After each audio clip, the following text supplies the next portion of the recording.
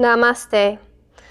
I wanted to offer some information today about tarot cards and oracle cards because I've gotten a lot of emails and questions from y'all. So, tarot and oracle cards are a divination tool. So you can hear that word divine in them, etymologically speaking. You can think about that word, if that doesn't resonate for you, as like universal, right? There's a universal underlying energy that makes up everything. We know this now. Science has proven this. And so the idea is that sometimes we need a tool and technology to hear the wisdom. This divine energy or universal energy or common denominational life force energy is another way to say it, lives within yourself and outside of yourself. And so tarot cards and oracle cards are a way to connect. They're a tool and technology to hear and to listen to that wisdom within and without. So that's one way that you can think about it, and that's what they are. So I have a few here today. And when you're thinking about purchasing tarot or oracle cards, one thing you can do, which would be ideal, is to see them in person. These days, sometimes that's not possible, and so you can look online. And really take a moment, make sure no one else is around you, there's no distracting noise or sound. And as you look at them, really pay attention to your intuition and notice which one stands out to you, which set, which deck. Even if you feel like excitement, like, oh, and you feel like it might be coming from your mind, but you're excited and your butterflies in your stomach, like, I love butterflies, and that's a butterfly deck, then that's a great choice. Then once you have a deck of cards, there's so many things you can do with them. I'm going to start really simply here, and then I'll make more videos to build up. But the first thing you want to do when you get a deck is to get the energy out of them. So you tap the deck 3 times and simply picture. You can picture dark, gray, light, whatever you want. Visualize goop coming out of them.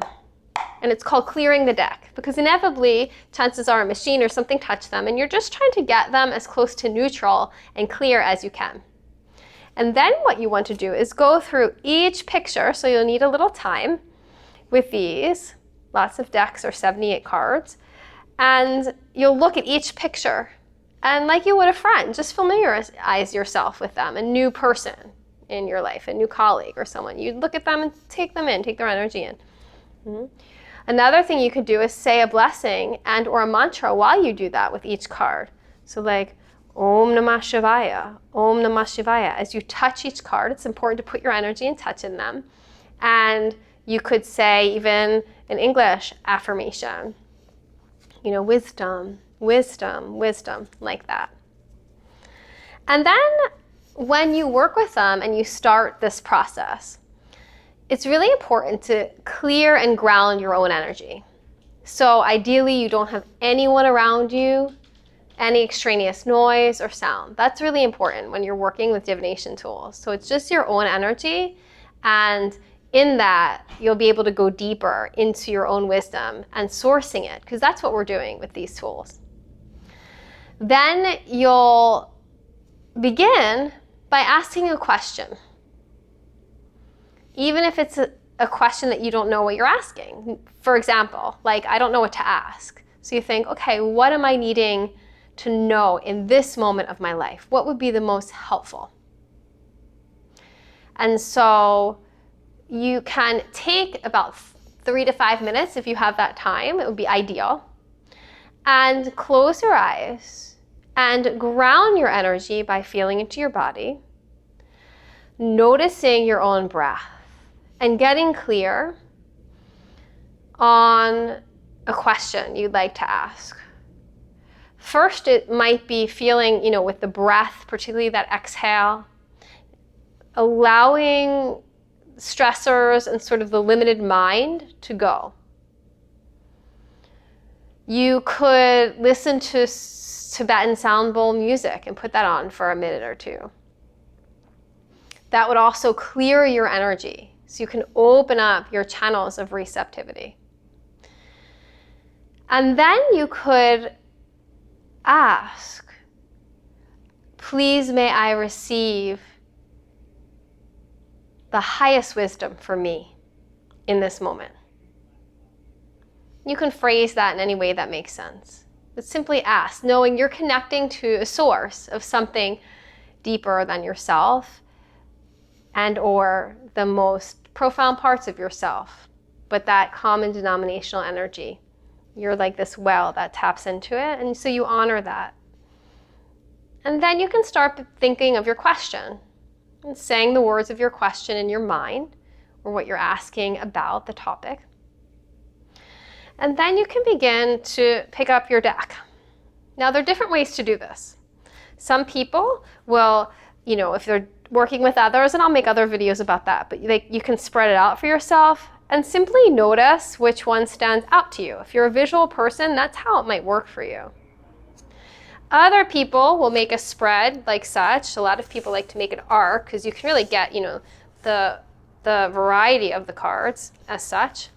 And take your non-dominant finger, a lot of us that's our left finger, your index finger, and scan and notice if you feel any sensation with your finger,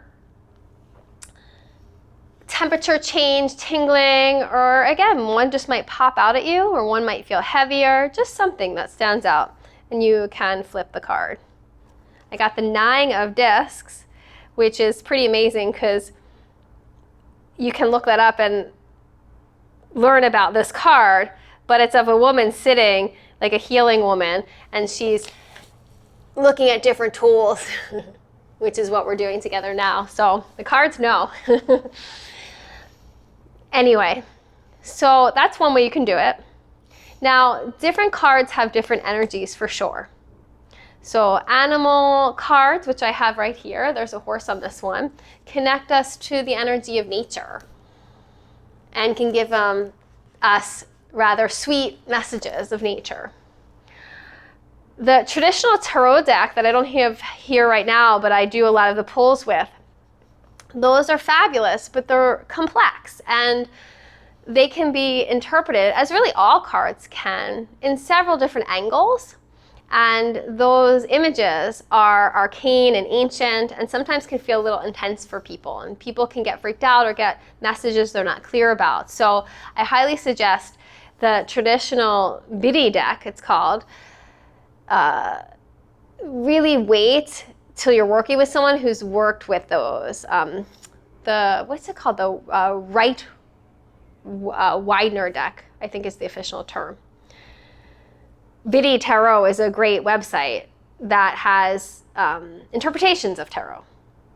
So you could work a deck with crystals. This is a fabulous deck called the Mother Peace deck. That's a very female-centered deck of earth-based wisdom. It's by a wonderful, actually 2 writers together who are fabulous, Vicki Noble Dutton and Karen Vogel. So this is a fabulous deck. You can see the round, more the divine feminine, but these are comparable to the suits and archetypes in the traditional tarot deck that I mentioned. These are cool because they have a book that comes with them that talk about if they land on not only upright or upside down, but on their sides. A lot of times you'll pull a tarot card and it'll be upside down. It'll be on its side. Most tarot decks come with a book, like this animal one that is from my friend and podcast guest, Mai Toll. She's brilliant, an herbalist, and these are beautiful cards. And so there's a book, and then you can work with the energy of that from picking a card and reading the book and then contemplating. The last thing I want to say before I close this video is really when you pick the card, before you even look at the interpretation in your book or online, really study the images in the card and notice which ones stand out to you. I have gotten so many amazing downloads and information and such wisdom from the images on the tarot deck. So definitely before you start intellectualizing and reading, look at the tarot deck and look at the images and the colors and the shapes And really pay attention to what stands out for you or what could feel symbolic for you, or like a little nugget leading you on your path back to yourself. I hope this is helpful for you. Whenever I do a spread, I usually take a picture so I remember the spread. And then you can journal about it, look it up, and talk to your tarot wisdom keepers about it as well. Thank you so much for being here with me today. Namaste.